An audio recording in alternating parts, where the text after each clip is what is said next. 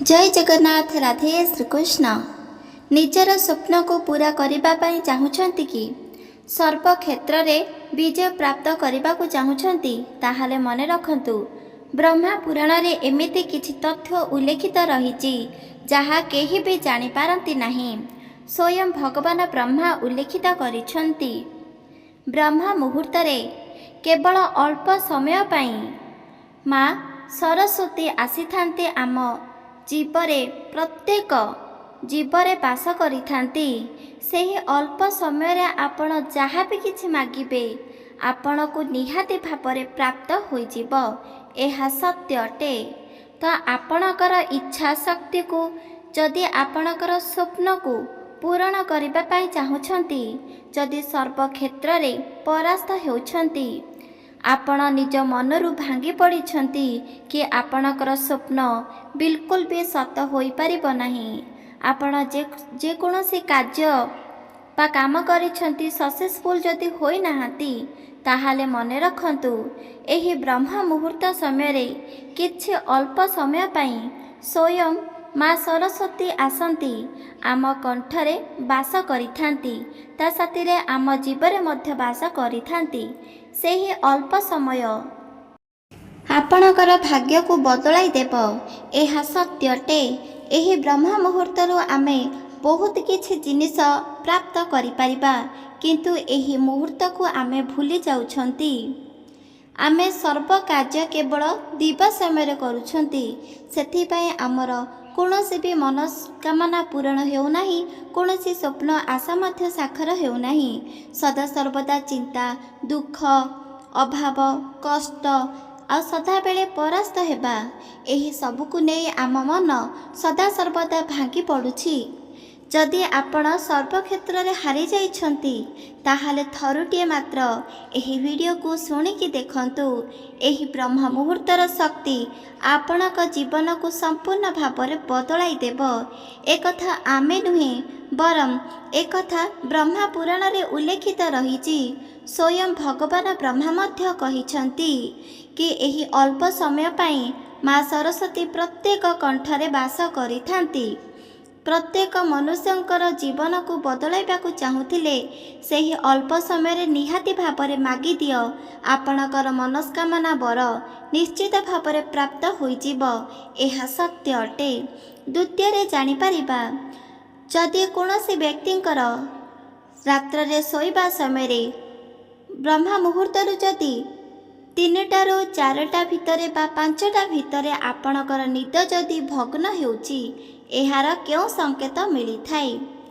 चलंतु प्रकृत सत्यता आमे केवल ब्रह्म पुराणरू जानि परिबा। एही ब्रह्म मुहूर्तर अर्थ मध्य शिखि परिबा, जहा द्वारा कि आपणकर मनस्कामना मध्य पूर्ण होई जिवो। ताहाले समय को नष्ट बिल्कुल मध्य करंतु नाही। आपण जे कोनोसी क्षेत्र रे जदि परास्त हेउछंती, मन दुख कष्ट करूछंती, अभाव रे जदि भांगी पड़िछंती, ताहाले एबे ही एही ब्रह्म मुहूर्त को निज कर्ण रे श्रवण करंतु। आपणकर सबु किछि दुख कष्ट को स्वयं भगवान ब्रह्मा निज हस्त रे लिभाई देबे। एहा सत्य अटे। सेथिपाई एहाकू विश्वास करंतु। एही संसार एक माया जहाँकि प्रत्येक व्यक्ति जानती। जेतेबेले आमे जन्म होइछंती आमर तो मृत्यु निश्चित भावरे रहिछि, किंतु एकथा आपण केबे जानिछंती कि एही पृथ्वी को आपण काहेकि जन्म होइछंती? एकथा सर्वप्रथमे जानिबाकू चेष्टा करंतु। भगवान ब्रह्मा विष्णु महेश्वर पालनकर्ता सृष्टिकर्ता और संहारकर्ता। आमे मध्य भगवान तीनिटिंकर गुण को मध्य आनिछंती, जहाँकि वास्तव रे कोनोसी व्यक्ति मध्य ए विषय जानते नाही। सेथिपाई सबु किछि आमे ब्रह्म पुराणरू जानि परिबा। से एक चमत्कार पुराण जहा द्वारा कि आमर प्रत्येक मनस्कामना मध्य पूर्ण होई जिवो। ताहाले मने रखंतु, प्रत्येक व्यक्ति जदि ए विषय जानिबाकू चाहिबे ताहाले सेमाने बिल्कुल भी जानि परिबे नाही। मने रखंतु, दुईटी तथ्य एही वीडियो माध्यम रे जानि परिबा। सेथिपाई शेष पर्यंत जानिबा पाई चेष्टा करंतु। चलंतु जानिबा। ବ୍ରହ୍ମା ପୁରାଣରେ ଉଲ୍ଲେଖିତ ରହିଛି, ଯେତେବେଳେ ଭଗବାନ ବ୍ରହ୍ମା ଏହି ପୃଥିବୀକୁ ସୃଷ୍ଟି କରିଥିଲେ, ମାନବ ମଧ୍ୟ ସୃଷ୍ଟି କରିଥିଲେ। ପ୍ରତ୍ୟେକ ମନୁଷ୍ୟ ଆଉ ମାନବ ଭଗବାନଙ୍କୁ ବିଶ୍ୱାସ ଭରସା ରଖିଥାନ୍ତି। ଆଉ ଏହା ମଧ୍ୟ ସତ୍ୟ, ଏହି ପୃଥିବୀରେ ଭଗବାନ ମଧ୍ୟ ବାସ କରିଥାନ୍ତି। ଭଗବାନଙ୍କର ଜନ୍ମ ମଧ୍ୟ ରହିଛି। ଭଗବାନ ସମସ୍ତ ମନୁଷ୍ୟଙ୍କୁ ଉଦ୍ଧାର ମଧ୍ୟ କରିଛନ୍ତି। ଏକଥା ତ ଆମେ ଶାସ୍ତ୍ରରୁ ଜାଣିଛନ୍ତି। କିନ୍ତୁ ଏକଥା ଆପଣ କ'ଣ ଜାଣିଛନ୍ତି କି? ଏହି ବ୍ରହ୍ମ ମୁହୂର୍ତ୍ତରେ ଅତ୍ୟଧିକ ଶକ୍ତି ପରିପୂର୍ଣ୍ଣ ରହିଛି। ଗୋଟିଏ ମାନବକୁ ଭଗବାନଙ୍କର ପ୍ରତ୍ୟେକ ଅସ୍ତ୍ରଶସ୍ତ୍ର ମଧ୍ୟ ପ୍ରଦାନ ହୋଇପାରିବ। ପ୍ରତ୍ୟେକ ମନୁଷ୍ୟଙ୍କ ହୃଦୟରେ ଏକ ଚମତ୍କାର ଦିବ୍ୟ ଜ୍ୟୋତି ମଧ୍ୟ ଜଳୁଛି। ଆଉ ସେହି ଦିବ୍ୟ ଜ୍ୟୋତି ହେଉଛି ଭଗବାନଙ୍କର ଆଶୀର୍ବାଦ। ଆପଣମାନେ ଯଦି ନିଜକୁ ଚିହ୍ନି ନାହାନ୍ତି, ତାହେଲେ କେବେ ବି ଚିହ୍ନି ପାରିବ ନାହିଁ। ଯଦି କୌଣସି କ୍ଷେତ୍ରରେ, ଚାକିରି କ୍ଷେତ୍ରରେ ହେଉ ବା ଯେକୌଣସି ବି ବିଜନେସ୍ କ୍ଷେତ୍ରରେ ସଫଳତା ପାଇବାକୁ ଚାହୁଁଛନ୍ତି, ସର୍ବପ୍ରଥମେ ନିଜକୁ ଚିହ୍ନ। ଯଦି ନ ଜାଣିପାରୁଛନ୍ତି, ତାହେଲେ ବ୍ରହ୍ମ ପୁରାଣରୁ ପ୍ରତ୍ୟେକ ସତ୍ୟ ବଚନକୁ ମନେ ରଖ। ତ ଚାଲନ୍ତୁ ଜାଣିବା। ସର୍ବପ୍ରଥମେ ଜାଣିପାରିବା ଏହି ବ୍ରହ୍ମ ମୁହୂର୍ତ୍ତର ଅର୍ଥ କ'ଣ? ବ୍ରହ୍ମ ମୁହୂର୍ତ୍ତ ମାନେ କ'ଣ? କାହିଁକି କୁହାଯାଉଛି ଏହି ବ୍ରହ୍ମ ମୁହୂର୍ତ୍ତ? ବ୍ରହ୍ମ ମୁହୂର୍ତ୍ତ ବିଷୟରେ ନିହାତି ଭାବରେ ଜାଣନ୍ତୁ। ଯଦି ଆପଣମାନଙ୍କର ଜୀବନ ପରିବର୍ତ୍ତନ କରିବା ପାଇଁ ଚାହୁଁଛନ୍ତି, ଏହି ବ୍ରହ୍ମ ମୁହୂର୍ତ୍ତକୁ ଶୁଣିଦିଅ। କାହିଁକି ନା ବର୍ଷ ବର୍ଷ ମାସ ମାସ ଧରି ଯେକୌଣସି କାର୍ଯ୍ୟ କରୁଛନ୍ତି, ସେ କାର୍ଯ୍ୟରେ ଆପଣମାନେ କେବେ ବି ସଫଳତା ପାଇନଥିବେ। କିନ୍ତୁ ଯଦି କିଛି କ୍ଷଣ ମାତ୍ର ଏହି ବ୍ରହ୍ମ ପୁରାଣ ବିଷୟରେ ଜାଣିଦିଅନ୍ତି, ତାହେଲେ ଏବେଠାରୁ ହିଁ ଆପଣଙ୍କର ଭାଗ୍ୟ ସମ୍ପୂର୍ଣ୍ଣ ଭାବରେ ବଦଳିଯିବ। ସେଥିପାଇଁ ଏହି ତଥ୍ୟକୁ ଆପଣମାନେ ମନେ ରଖିଦିଅନ୍ତୁ। ଏବେ ମନେ ରଖ, ବ୍ରହ୍ମ ପୁରାଣରେ ଉଲ୍ଲେଖିତ ରହିଛି ଏହି ବ୍ରହ୍ମ ମୁହୂର୍ତ୍ତର ଅର୍ଥ। ବ୍ରହ୍ମ ମୁହୂର୍ତ୍ତ ହେଉଛି ଭଗବାନଙ୍କର ସେହି ସମୟ ବା ଭଗବାନ ବ୍ରହ୍ମା, ଆଉ ମୁହୂର୍ତ୍ତ ହେଉଛି ଭଗବାନଙ୍କର ସମୟ। ଏହାର ଅର୍ଥ ହେଉଛି ବ୍ରହ୍ମ ମୁହୂର୍ତ୍ତ ହେଉଛି ଭଗବାନଙ୍କର ସମୟ। ଆପଣମାନେ ନିଶ୍ଚିତ ଭାବରେ ଜାଣିଛନ୍ତି, ଯେତେବେଳେ ଆପଣ ନିଦ୍ରାରୁ ଜାଗ୍ରତ ହେଉଛନ୍ତି, ସ୍ନାନ କର୍ମ ସାରି ପୂଜାପାଠ ମଧ୍ୟ କରୁଛନ୍ତି, ସେତେବେଳେ ଆପଣଙ୍କୁ ଲାଗୁଛି କି କେବଳ ଦିବା ସମୟରେ ଭଗବାନ ଆସିଥାନ୍ତି, ଆଶୀର୍ବାଦ ପ୍ରଦାନ କରିଥାନ୍ତି, ଆଉ ଏହି ଦିବା ସମୟ ହେଉଛି ଭଗବାନଙ୍କର ସମୟ। କିନ୍ତୁ ବ୍ରହ୍ମା ପୁରାଣରେ ଉଲ୍ଲେଖିତ ରହିଛି, ଏହା ଏକ ମିଥ୍ୟା ଅଟେ। ଭଗବାନଙ୍କର ସମୟ ହେଉଛି ବ୍ରହ୍ମ ମୁହୂର୍ତ୍ତ। ଆପଣ ଏକଥା ଜାଣିଥିବେ, ଯେତେବେଳେ ଆମେ ସାମାନ୍ୟ ମନୁଷ୍ୟ ହୋଇ ଜନ୍ମ ହେଲେ, ତାହେଲେ ଋଷି ତପସ୍ୱୀ ସନ୍ନ୍ୟାସୀ ମଧ୍ୟ ଆମ ପରି ଜନ୍ମ ହୋଇଥିଲେ, ଆଉ ସାଧାରଣ ହୋଇ ଜନ୍ମ ହୋଇଥିଲେ। କିନ୍ତୁ ତାଙ୍କ ଶରୀରରେ ଏତେ ଶକ୍ତି ଆସିଲା କେଉଁଠୁ? ତାଙ୍କେ ଆମଠାରୁ ଅତ୍ୟଧିକ ଶକ୍ତିଶାଳୀ ହେଲେ କିପରି? ତାଙ୍କେ ମଧ୍ୟ ଆମ ପରି ସାମାନ୍ୟ ବ୍ୟକ୍ତି, ସାମାନ୍ୟ ମନୁଷ୍ୟ। ଆମ ଦେହରେ ଯାହା ବି କିଛି ରହିଛି, ତାଙ୍କ ଦେହରେ ମଧ୍ୟ ରହିଛି। କିନ୍ତୁ ଏତିକି ଖାଲି ସବୁଠାରୁ ଅଲଗା ଲାଗିଥାଏ କି ତାଙ୍କ ପାଖରେ ଏକ ଅଦ୍ଭୁତ ଶକ୍ତି ରହିଛି, ଚମତ୍କାର ଶକ୍ତି। ଆଉ ସେ ଶକ୍ତି ବିଷୟରେ ଆମକୁ ବିଲକୁଲ ବି ଜ୍ଞାତ ନାହିଁ। ଏତିକି ଫରକ ବଜସେ ଆମେ ସଦାସର୍ବଦା ମନ ଦୁଃଖ କଷ୍ଟ କରି ରହୁଛନ୍ତି। କିନ୍ତୁ ମନେ ରଖିଦିଅନ୍ତୁ, ଏହି ଋଷି ତପସ୍ୱୀ ସନ୍ନ୍ୟାସୀ ମହର୍ଷି ସମସ୍ତେ ଏକତ୍ରିତ ହୋଇ ଭଗବାନଙ୍କୁ ଆରାଧନା ଉପାସନା ସବୁକିଛି କରନ୍ତି। କିନ୍ତୁ ଭଗବାନ ସେତେବେଳେ ତାଙ୍କର ପୂଜାରେ ସନ୍ତୁଷ୍ଟ ହୁଅନ୍ତି, ଯେତେବେଳେ ତାଙ୍କେ ବ୍ରହ୍ମ ମୁହୂର୍ତ୍ତରେ ପୂଜା ଆରାଧନା କରନ୍ତି। ମନେ ରଖନ୍ତୁ, ଏହି ବ୍ରହ୍ମ ମୁହୂର୍ତ୍ତ କୌଣସି ସାଧାରଣ ମୁହୂର୍ତ୍ତ ନୁହଁ। ଦିବା ସମୟରେ, ଯେକୌଣସି ସମୟରେ ମଧ୍ୟ ଆପଣଙ୍କୁ ଭଗବାନ କେତେ ମଧ୍ୟ ପସନ୍ଦ ଲାଗିଥାଉ ନା କାହିଁକି, କିମ୍ବା ଭଗବାନ ଆପଣଙ୍କୁ ଆଶୀର୍ବାଦ ପ୍ରଦାନ କରିବେ ବୋଲି ଭାବୁଛନ୍ତି, କିମ୍ବା ପୂଜା ଆରାଧନା କରିବା ବୋଲି ଭାବୁଛନ୍ତି, ତାହେଲେ ସର୍ବପ୍ରଥମେ ମନେ ରଖ, ଭଗବାନ ଏହି ସମୟରେ ନିଜର ଭୁବନକୁ ଚାଲିଯାଆନ୍ତି, ଆଉ ବ୍ରହ୍ମ ମୁହୂର୍ତ୍ତ ସମୟରେ ଆପଣଙ୍କର ପାଖାପାଖି ରହିଥାନ୍ତି। ସେଥିପାଇଁ ତ ଚେଷ୍ଟା କରନ୍ତୁ କି 3ଟାରୁ 5ଟା ଭିତରେ ସ୍ନାନ କର୍ମ ସର୍ବସ୍ୱ କାର୍ଯ୍ୟ ସାରିବା ପାଇଁ। ଆଉ ଭଗବାନ ପୂଜା ପାଉଥିବା ନିଜ ଭୁବନରେ ପୂଜା ମଧ୍ୟ କରିଦିଅନ୍ତୁ। ଦେଖୁ ଦେଖୁ ସବୁକିଛି ଦୁଃଖ କଷ୍ଟ ମଧ୍ୟ ଚାଲିଯିବ। ଏହା ସତ୍ୟ ଅଟେ। ଏହି ବ୍ରହ୍ମ ମୁହୂର୍ତ୍ତର ଶକ୍ତି ପ୍ରତ୍ୟେକ ବ୍ୟକ୍ତି ଜାଣିବା ଅତ୍ୟଧିକ ଆବଶ୍ୟକତା। ତ ଏବେ ଚାଲନ୍ତୁ ଜାଣିବା ଏହି ବ୍ରହ୍ମ ମୁହୂର୍ତ୍ତ ସମୟରେ କିଛି ବ୍ୟକ୍ତିମାନଙ୍କର ନିଦ୍ର 3ଟାରୁ 5ଟା ଭିତରେ ନିଦ୍ର ଭଗ୍ନ ହୋଇଯାଉଛି। ଏହାର ରହସ୍ୟ ନିହାତି ଭାବରେ ଜାଣି ରଖନ୍ତୁ, ଯାହା ଏକ ଶାସ୍ତ୍ରରେ ହିଁ ଉଲ୍ଲେଖିତ ରହିଛି। ଏହି ବିଷୟରେ ଜାଣିବା ଦ୍ୱାରା ମଧ୍ୟ ବହୁତ କିଛି ପୁଣ୍ୟ ମଧ୍ୟ ପ୍ରାପ୍ତ ହେବ। ସେଥିପାଇଁ ମନେ ରଖନ୍ତୁ, ଯଦି କୌଣସି ବ୍ୟକ୍ତିଙ୍କର ନିଦ 3ଟାରୁ 5ଟା ଭିତରେ ଭାଙ୍ଗି ଯାଉଛି, ସେହି ବ୍ୟକ୍ତିଙ୍କର ଜୀବନ ସମ୍ପୂର୍ଣ୍ଣ ଭାବରେ କିପରି ବଦଳିବ ସର୍ବପ୍ରଥମେ ମନେ ରଖିଦିଅନ୍ତୁ। ବ୍ରହ୍ମା ପୁରାଣରେ ଉଲ୍ଲେଖିତ ରହିଛି, ଯେତେବେଳେ ଏହି ସୁନ୍ଦର ପୃଥିବୀକୁ ସୃଷ୍ଟି କରାଗଲା, ସେହି ସମୟରେ ପ୍ରତ୍ୟେକ ଜୀବଜନ୍ତୁ, ଗଛ ଲତା, ବିଭିନ୍ନ ପ୍ରକାର ମନୁଷ୍ୟ ମଧ୍ୟ ସୃଷ୍ଟି ହେଲେ। ସେହି ସମୟରେ ଭଗବାନ ବ୍ରହ୍ମା ବିଷ୍ଣୁ ମହେଶ୍ୱର ଆଶୀର୍ବାଦ ପ୍ରଦାନ କରିଲେ, ଯେମିତି କୌଣସି ବି ବ୍ୟକ୍ତିର କୌଣସି ଆବଶ୍ୟକତା ପଡ଼ିବ ନାହିଁ, ତାକେ ବହୁତ ଶାନ୍ତିରେ ବହୁତ ସୁନ୍ଦର ଭାବରେ ବସବାସ କରିପାରିବେ।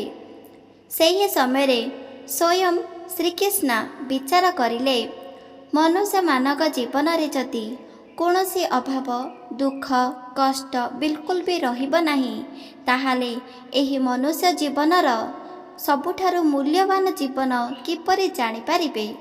ସେଥିପାଇଁ ତ ସ୍ୱୟଂ ଭଗବାନ ଶ୍ରୀକୃଷ୍ଣ ଏହି ତଥ୍ୟ ଭଗବାନ ବ୍ରହ୍ମା ମହେଶ୍ୱରକୁ ଜଣାଇଲେ। ସେହି ସମୟରେ ଭଗବାନ ବ୍ରହ୍ମା ମଧ୍ୟ ନିଜର ଚକ୍ଷୁ ବନ୍ଦ କରି ଜାଣିପାରିଲେ, ମନୁଷ୍ୟମାନେ ଦିନକୁ ଦିନ କ୍ରୋଧ, ଅହଙ୍କାର, ମୋହ ଏହିସବୁକୁ ଜଡ଼ିତ ହୋଇ ରହିବେ। କେବେ ବି ସ୍ନେହ ଭରା ମମତା ଭଲ ପାଇବା ବିଲକୁଲ ବି ଜାଣିପାରିବେ ନାହିଁ। ସେଥିପାଇଁ ଭଗବାନ ବ୍ରହ୍ମା ବିଷ୍ଣୁ ମହେଶ୍ୱର ଏକତ୍ରିତ ହୋଇ କର୍ମଫଳ ମଧ୍ୟ ସୃଷ୍ଟି କରିଲେ। ଯେଉଁ ବ୍ୟକ୍ତି ଯେପରି ମଧ୍ୟ କୁକର୍ମ ଫଳ ଅର୍ଜିତ କରିବ, ସେହି କୁକର୍ମ ଫଳ ତାକୁ ଭୋଗିବାକୁ ପଡ଼ିବ। କିନ୍ତୁ ବ୍ରହ୍ମା ପୁରାଣରେ ଉଲ୍ଲେଖିତ କରାଗଲା, ଏହି ଜନ୍ମରେ ଯଦି ତୁମେ କୁକର୍ମ ଫଳ ଅର୍ଜିତ କରିଲ, ଆଉ ସେହି କୁକର୍ମ ଫଳ ଅଧିକରୁ ଅତ୍ୟଧିକ ହୋଇଗଲା, ତାହେଲେ ସେହି ମନୁଷ୍ୟଙ୍କର ସାଙ୍ଗେ ସାଙ୍ଗେ ମୃତ୍ୟୁବରଣ ହୋଇଯିବ। ଆଉ ଏହି ମୃତ୍ୟୁକୁ ଅକାଳ ମୃତ୍ୟୁ ବୋଲି କୁହାଯାଏ। ଏହି ଅକାଳ ମୃତ୍ୟୁକର ଦ୍ୱାରା ଯୋଗୁଁ ସବୁକିଛି କୁକର୍ମ ଫଳର ଦଣ୍ଡ ଭୋଗିବାକୁ ପଡ଼ିବ। ଦେଖୁ ଦେଖୁ ବହୁତ ବ୍ୟକ୍ତି ଏପରି କୁକର୍ମ ଫଳ ଅର୍ଜିତ କରିଲେ, ସେହି ଅନୁଷ୍ଠାନରେ ତାଙ୍କୁ ଦଣ୍ଡ ମଧ୍ୟ ମିଳିଲା। ଭଗବାନ ବ୍ରହ୍ମା ବିଷ୍ଣୁ ମହେଶ୍ୱର ଏହିସବୁ ଦୃଶ୍ୟ ଦେଖି ବିଚାର କରିଲେ, ଯଦି ଭକ୍ତମାନଙ୍କୁ ବା ମନୁଷ୍ୟମାନଙ୍କୁ ଏହିସବୁ ସଙ୍କଟରୁ ଉଦ୍ଧାର ନ କରାଯିବ, ତାହେଲେ କୌଣସି ବ୍ୟକ୍ତି ମଧ୍ୟ ଜୀବିତ ରହିପାରିବ ନାହିଁ। ଏମିତି ବିଚାର କରି ସର୍ବପ୍ରଥମେ ଭଗବାନ ବ୍ରହ୍ମା ବିଷ୍ଣୁ ମହେଶ୍ୱର ଏକତ୍ରିତ ହୋଇ ବିଚାର କାଢ଼ିଲେ କି ଯଦି ମନୁଷ୍ୟମାନେ ଜାଣିପାରିବେ ଏହାର ସମାଧାନ, ତାହେଲେ ନିହାତି ଭାବରେ କୌଣସି ଦୁଃଖ କଷ୍ଟ ତାଙ୍କୁ ଭୋଗିବାକୁ ପଡ଼ିବ ନାହିଁ। ସେହି ସମୟରେ କରାଗଲା ଏହି ମୃତ୍ୟୁକୁ ଯଦି ଭଗବାନମାନେ ଆସିବେ ଭ୍ରମଣ କରିବା ପାଇଁ, ତାହେଲେ କେଉଁ ସମୟରେ, ଦିବା ସମୟରେ ନା ରାତ୍ର ସମୟରେ, କେଉଁ ସମୟରେ ଏହି ପୃଥିବୀକୁ ଭ୍ରମଣ କରିବାକୁ ଆସିବେ, ସେ ସମୟକୁ ବିଚାର କରାଗଲା। ଦିବା ସମୟରେ ଆସିବା ଦ୍ୱାରା ଭଗବାନଙ୍କର ଶକ୍ତି ଅତିରୁ ଅତ୍ୟଧିକ କେବେ ବି କୌଣସି ବି ମନୁଷ୍ୟ ବା ପଶୁପକ୍ଷୀକୁ ମଧ୍ୟ ପ୍ରାପ୍ତ ହୋଇପାରିବ ନାହିଁ। ରାତ୍ର ସମୟ ମଧ୍ୟ କରାଗଲା। ରାତ୍ର ସମୟରେ ଅଧା ରାତ୍ର କାଳରାତ୍ର ହିସାବରେ ବନ୍ଧାଗଲା। ଆଉ ଯେତିକି ରାତ୍ର ବାକି ରହିଲା, ଅକାଳ ମୃତ୍ୟୁ କରିଥିବା ବ୍ୟକ୍ତି, ଦୁର୍ଘଟଣାରେ ମୃତ୍ୟୁବରଣ କରିଥିବା ବ୍ୟକ୍ତି ସେହି ରାତ୍ର ସମୟରେ ବିଭିନ୍ନ ସ୍ଥାନକୁ ଭ୍ରମଣ କରିପାରିଲେ। ଆଉ ଯେତେବେଳେ ପ୍ରାତଃ ସମୟ ରହିଲା, ସେହି ସମୟକୁ ଭଗବାନ ବ୍ରହ୍ମା ବିଷ୍ଣୁ ମହେଶ୍ୱର ଏକତ୍ରିତ ହୋଇ କହିବାକୁ ଲାଗିଲେ, ଏହି ସମୟକୁ ଆମର ସମୟ କରିଦେବା, जेहेतु भक्त माने जदि कौनसी दुख कष्ट कौनसी भी असुविधार सम्मुखीन हेबे ताहाले एही समय जदि आमको दुख जणाइबे ताहाले सर्वप्रथमे तांकर दुख को नष्ट करिबा सबु किछि विपदरु तांको उद्धार करिबा सेहिथिपाई ब्रह्मा पुराण रे उल्लेखित रहीगला। एही ब्रह्म मुहूर्त केवल भगवान ब्रह्मा विष्णु महेश्वर एही समय रे प्रत्येक भ्रमण करिथांती प्रत्येक व्यक्तिंकर दुख कष्ट को मध्य दूर करिथांती। शास्त्र कहे ब्रह्म मुहूर्त रे जे कोनोसी कार्य करिब सर्वस्व कार्य रे सफलता निहाती भाବରେ पाई परिबो एहा सत्य अटे। एबे चलंतु जानिबा जदि कौनसी व्यक्तिंकर निद 3टा भितरे 5टा बा 6टा भितर निद भग्न हेउची ताहाले केउ संकेत मिली थाए मने रखंतु। जदि आपणक निद एही समय रे भांगी जाउची अचानक भांगुची जेमिति कौनसी कार्य न करी अचानक निद भांगुची ताहाले मने रखंतु एही समय रे भगवान ब्रह्मा आपणको आशीर्वाद प्रदान करिबा पई आसीछंती। ताहाले जदि आपणकर निद 3टारू 6टा भितर जदि निद भांगी जाउची पुणी थरे आपण एही भूल करंतु नाही। से भूल हेउची पुणी थरे आपण शयन करंतु नाही। निद्ररू आपण उठी पड़ंतु। आपण निद्ररू उठिला परे मने रख सबु किछि स्वप्न आशा पूरण करिबा पाई चाहुछंती। जहाँ भी किछि मनरे मनस्कामना रखिछंती सर्वस्व मनस्कामना को पूर्ण करिबा पाई चाहुथिले एही तथ्य को निहाती भाବରେ मने रखि दियंतु। ब्रह्मा पुराण रे उल्लेखित रहिछि जे कोनोसी व्यक्ति बा मानवर जदि निद 3टारू 6टा भितर जदि निद भांगी जाउछि ताहाले ताके पुणी थरे भगवान को पूजा आराधना करि परिबे। दिवा समय रे आपण माने पूजा आराधना करी जेतिके आशीर्वाद प्राप्त करि पारु नाहांती जदि एही रात्र समय रे केवल भगवान को गोटिए मात्र जिनिस मागी दियंती प्रातः समय रे सेही जिनिस निहाती भाବରେ प्राप्त होई जिवो एहा सत्य अटे। जदि एही समय आपणकर निद भांगुची पुणी थरे आपण शयन करंतु नाही मने रखंतु। द्वितीय भूल हेउची जदि आपणकर निद भांगुची सेही शଯ୍ୟାରେ बसी जो शଯ୍ୟାରେ आपण शयन करिथिबे 3टा भितरे 6टा पर्यंत जदि आपणकर निद एही भितरे भांगी जाउची ताहाले निज सेजरे उठी करी बसंतु। 2 हस्त को जोड़ंतु निजर 2 नयन को बंद करंतु। आपण सेही समय रे जहाँ भी किछि भगवान को मागिबे निहाती भाବରେ प्राप्त होइबो एहा सत्यटे। एही सत्य केबे भी मिथ्या नुह मने रखंतु। एही समय रे भगवान ब्रह्मा महेश्वरंकर आशीर्वाद भरिपूर्ण रहिछि सेथिपाई त मागिथिबा बर मनस्कामना निहाती भाବରେ आपणकर पूर्ण होइजिबो एही तथ्य को मने रखि दियंतु। एबे जानतु कि जेतेबेले आपणकर एही निद 3टारू 6टा भितर जदि निद भांगी जाउछि जहाँ भी किछि मनस्कामना रखिबे तो सावधान होई सुन। जेतेबेले आपण मनस्कामना रखिबे ए विषय काहाकू मध्य किछि कहिबे नाही। मने रखंतु सदा सर्वदा गोपनीय रखिबा द्वारा मनस्कामना सिद्धि प्राप्त देइथाए आउ आशीर्वाद मध्य प्रदान करिथाए। सेथिपाई आपण जो सेज्ୟରେ शयन करिथिबे सेही सेज्ୟରେ उठी बसी पड़ंतु। नयन हस्त्र को जोड़ी आपण भगवान को मागी दियंतु। मन इच्छा बर निहाती भाବରେ आपण को प्राप्त होई जिवो एहा सत्य अटे। एही ब्रह्म मुहूर्त कौनसी छोटिया मुहूर्त नुह भगवानकर समय ये भगवान आशीर्वाद मध्य प्रदान करिबे सेथिपाई समस्त व्यक्ति जानिबा अत्याधिक आवश्यकता। एबे चलतु जानिबा जदि कौनसी व्यक्ति से स्त्री हो बा कौनसी पुरुष हो जदि सेमाने जदि भगवान को प्रार्थना करिबे आराधना करिबे पूजा करिबे ताहाले तांकर निहाती भाବରେ मंगल हेबो एहा सत्यटे। आशीर्वाद मध्य प्राप्त होई जिवो एहा मध्य सत्य होइथाए। ताहाले मने रखंतु केउ समय रे माँ सरस्वती प्रत्येक मनुष्यंकर कंठरे बसी थांती। प्रत्येक व्यक्तिंकर जीवरे बास करिथांती। ସେହି ସମୟରେ ମାଗିଥିବା बर मनस्कामना स्वप्न सबकिछि साकार निहाती भावरे होइजिब। से पुणी केवल समय लेब 5 मिनिट। 5 मिनिट्रे आपणकर सबकिछि मनस्कामना पूरण होइजिब। एहा सत्य अटे। तो मन रखंतु केउं समय माँ सरस्वती आपणकर जीव माध्यम बास करती जानी रख। गोटे दिन महर्षि बहुत आश्चर्य होइगले, काहेकि ना मनुष्य माने जहाँ चाहूँचंती ताहा प्राप्त होई जाउछि। जदि कौनसी राजा ताके अत्याधिक सैन्यशक्ति युद्ध करिथांती आ सर्वश्रेष्ठ उत्तम मध्य होइथांती। राजांकर भुवनरे धन संपत्ति उत्पन्न हेउछि। जेकोसी भिक्षक मध्य रहिछि ताके मध्य दिनकु दिन राजा परी जीवन बीतिबाकु लागुछि। भिक्षक पाखरे धन संपत्ति मोती माणिक सर्वस्व जिनिष रहुछि। आउ द्वितीय रहिला, जेकोसी व्यक्ति जदि पाप कार्य करुछंती अन्य को हिंसा गर्व मोह अहंकार, द्वितीय हेउछि अन्य ठारू कोनोसी जिनिष छड़ाई आनिबा, सेमितिका पापकर विनाश घटुछि। ताहाले एहा किपरि प्रभु? एही सबु तथ्य जानिबा पाई केवल महर्षि नारद स्वर्ग लोक को भ्रमण करिबा पाई चलीगले। सेठारे ध्यानमग्न होई बसिथिले भगवान ब्रह्मा। ସେହି ସମୟରେ ଭଗବାନ ବ୍ରହ୍ମାକୁ ପ୍ରଣାମ ଜଣାଇଲେ। महर्षि पुणी थरे କହିବାକୁ ଲାଗିଲେ, हे भगवान ब्रह्मा, मु आपणक पाखକୁ गोटिए प्रश्न नहीं आसीची। दयाकरी एहार उत्तर मध्य मते जणाई दियंतु।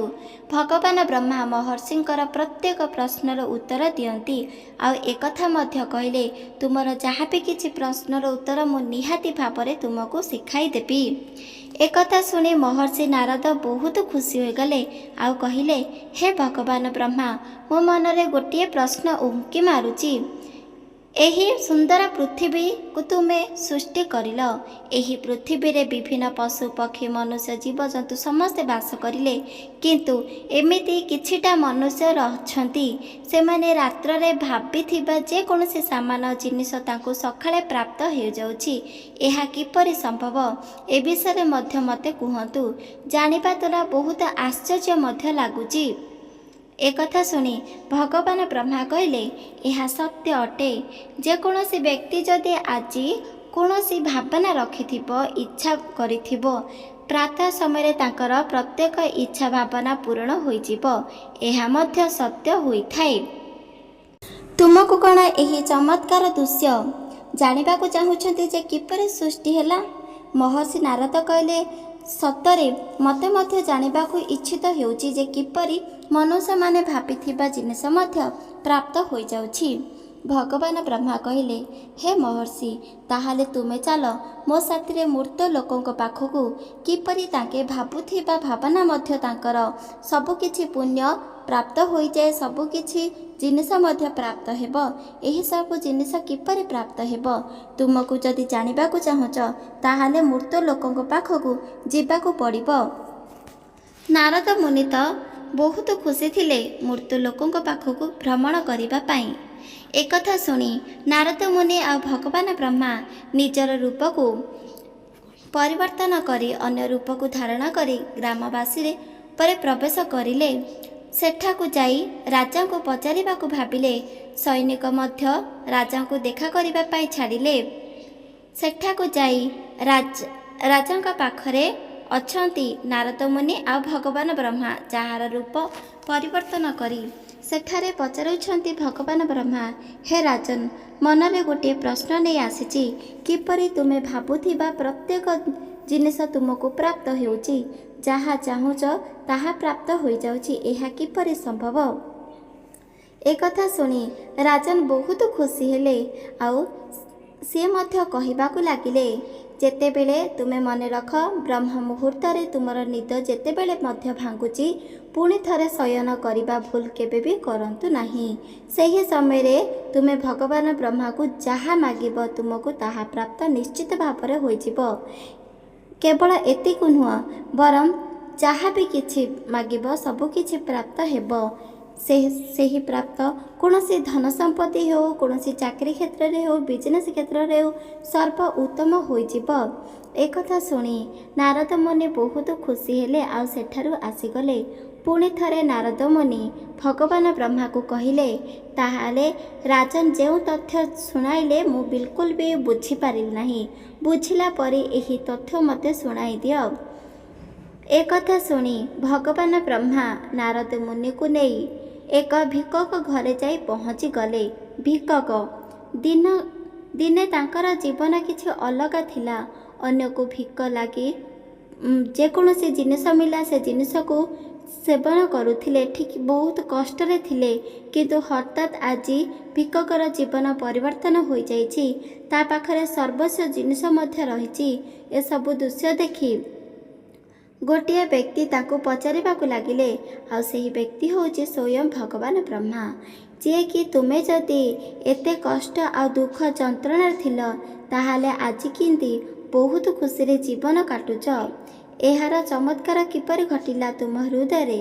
ଏକଥା ଶୁଣିବା ମାତ୍ରେ ସାଙ୍ଗେ ସାଙ୍ଗେ ଉତ୍ତର ମାଧ୍ୟମରେ ଆସିଗଲା, ଏହି ତଥ୍ୟ କେବଳ ମୁଁ ଭଗବାନ ବ୍ରହ୍ମା ମୁହୂର୍ତ୍ତରେ ମାଗିଲି, ସେଥିପାଇଁ ମୋର ପ୍ରତ୍ୟେକ ମନସ୍କାମନା ପୂରଣ ହୋଇଗଲା।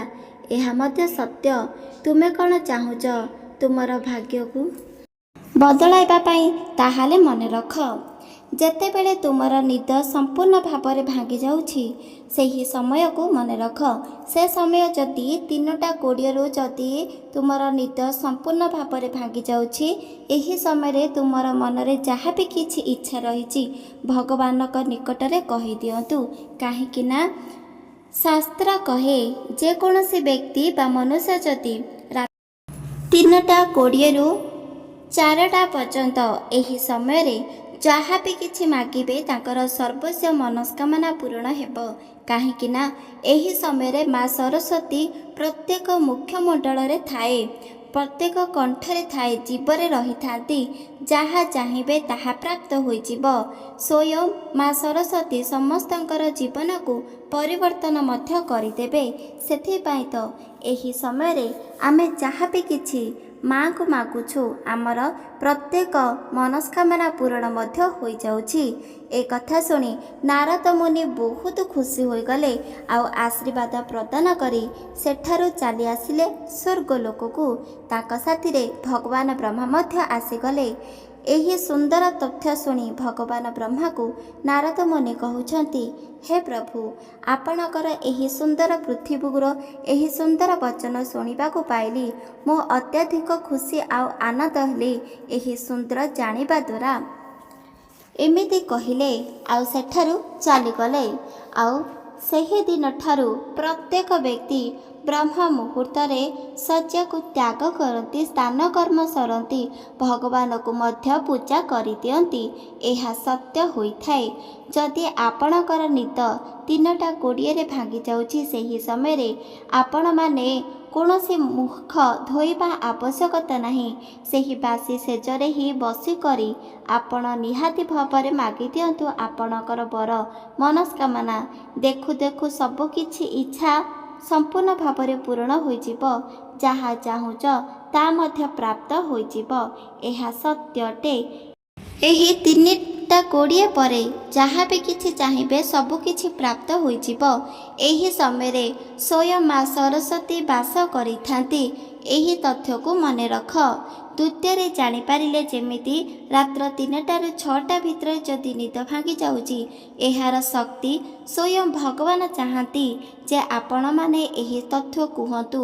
ଆପଣଙ୍କର ସବୁକିଛି ଦୁଃଖ କଷ୍ଟକୁ ନିଜ ହସ୍ତରେ ଲିଭାଇ ଦେବି। ସେଥିପାଇଁ ତ ସମୟକୁ ନଷ୍ଟ କରିବା କୌଣସି ଆବଶ୍ୟକତା ହୋଇନଥାଏ। ତୁମେ ଯଦି ଭଗବାନଙ୍କୁ ପ୍ରାପ୍ତ କରିବା ପାଇଁ ଚାହୁଁଛ, ସବୁକିଛି ଇଚ୍ଛାରେ ସଫଳତା ହେବାକୁ ଚାହୁଁଛ, ତାହେଲେ ନିହାତି ଭାବରେ ଆପଣ ଏହି 3:20 ପରେ ଉଠି କହିଦିଅନ୍ତୁ ମା ସରସ୍ୱତୀକୁ, ଯାହା ଚାହିଁବେ ତାହା ପ୍ରାପ୍ତ ହୋଇଯିବ। ଯାହା ଇଚ୍ଛା କରିବେ ତା ମଧ୍ୟ ହେବ। ସେଥିପାଇଁ ହାତଛଡ଼ା କେବେ ବି କରନ୍ତୁ ନାହିଁ। ଏହି ତଥ୍ୟ ଆପଣଙ୍କ ଜୀବନକୁ ସମ୍ପୂର୍ଣ୍ଣ ଭାବରେ ବଦଳାଇ ଦେବ। ଏହା ସତ୍ୟ ହୋଇଥାଏ। ଭଗବାନ ଶ୍ରୀକୃଷ୍ଣଙ୍କର ଏହି ସୁନ୍ଦର ବାଣୀ ମନୁଷ୍ୟଙ୍କ ଜୀବନକୁ ପରିବର୍ତ୍ତନ କରିଦିଏ। କେବଳ ବ୍ରହ୍ମ ମୁହୂର୍ତ୍ତ ନୁହଁ, ବରଂ ବ୍ରହ୍ମ ମୁହୂର୍ତ୍ତରେ ଭଗବାନ ବ୍ରହ୍ମା ବିଷ୍ଣୁ ମହେଶ୍ୱର ଯେମିତି ସୃଷ୍ଟିକର୍ତ୍ତା ସଂହାରକର୍ତ୍ତା ଆଉ ରକ୍ଷାକର୍ତ୍ତା ହୋଇଥାଏ, ଠିକ୍ ସେପରି ମନୁଷ୍ୟମାନେ ମଧ୍ୟ। ତ ମନେ ରଖନ୍ତୁ, ଯଦି କୌଣସି ବ୍ୟକ୍ତି ସବୁଦିନ ପାଇଁ ପ୍ରତ୍ୟେକ ବ୍ୟକ୍ତିଙ୍କୁ ଦୁଃଖ କଷ୍ଟ ଯନ୍ତ୍ରଣା ଦିଅନ୍ତି, ତାଙ୍କର ତ ବିନାଶ ନିହାତି ଭାବରେ ଘଟିଥାଏ। ସେଥିପାଇଁ ମନରେ କାହାକୁ ମଧ୍ୟ ଦୁଃଖ କଷ୍ଟ ଦେବା କୌଣସି ଆବଶ୍ୟକତା ପଡ଼ିନଥାଏ। ଯଦି ଆମେ ଅନ୍ୟକୁ ହିଂସା ଗର୍ବ ମୋହ ଅହଙ୍କାର ଦେବା ଆଉ ହାତ ଉଠାଇବା, ତାର ମଧ୍ୟ ଅପରାଧ ଆମକୁ ଭୋଗିବାକୁ ପଡ଼ିଥାଏ। ଏହି ଭୁଲ କେବେ ବି କରିବା ଉଚିତ ନୁହଁ। ଏହି ତଥ୍ୟକୁ ଆପଣମାନେ ମଧ୍ୟ ମନେ ରଖି ଦିଅନ୍ତୁ।